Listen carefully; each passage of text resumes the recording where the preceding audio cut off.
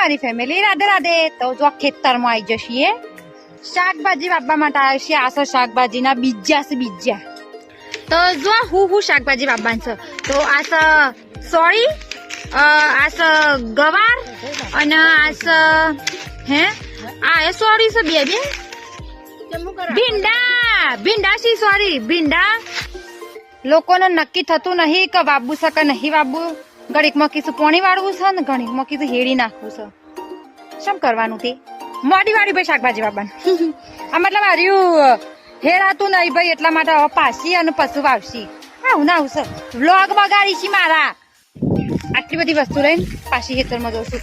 બગડો લચકા બાજરી છે અને પાણીની બોટલ ભાઈ તરસો લાગી જાય માણસો નથી કોમ તો કર્યું નહીં. જો માસી ને પોપટ આ ખાઈ જાત મકાયો જો અને માસી મારા લીધે માસી ફેમસ થઈ જશું. હું પણ તો જુઓ અમારે કસરત કરવાની જરૂર પડતી નહીં ભાઈ. નજીક જ છે બધું પણ હેડ્યામાં જ અમારે કસરત થઈ જાય છે. રાત્રે લેવા જઈતી પાછી આવવાનું જવાનું બસ એ જ કરવાનું.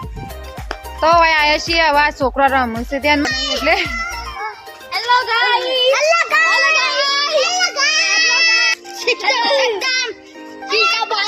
તો હારું તમને મારો વિડીયો ગમ્યો હોય તો લાઈક કરજો અને ખાસ બધી કમેન્ટ કરજો. હા આવજો.